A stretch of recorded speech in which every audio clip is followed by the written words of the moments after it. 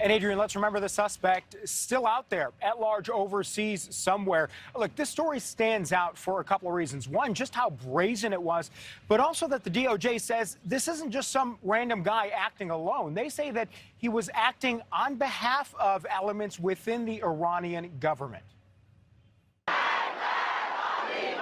An international plot to assassinate American officials on American soil. Former National Security Advisor and UN Ambassador John Bolton, the target of an Iranian murder-for-hire scheme. The Iranian government is untrustworthy, an enemy of the United States. The same people who are saying, oh, yes, of course, we're going to give up our nuclear weapons program, are trying to kill Americans on American soil. Bolton, speaking with News Nation's Leland Vittert last night, commended the Justice Department for tracking and charging 45-year-old Shahram Poursafi, a member of Iran's Revolutionary Guard Corps, and for doing so publicly.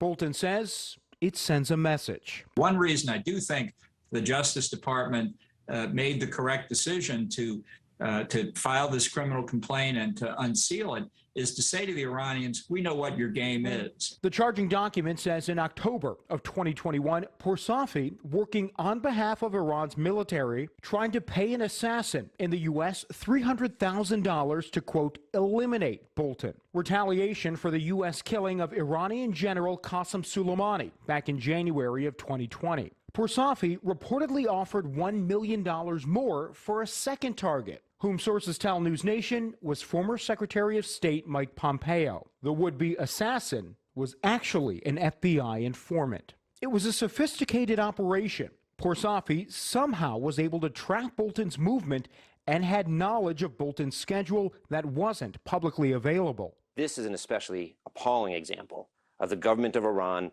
perpetrating egregious acts of transnational violence. Bolton and Pompeo, both now under heavy security protection. Poursafi remains at large in Iran.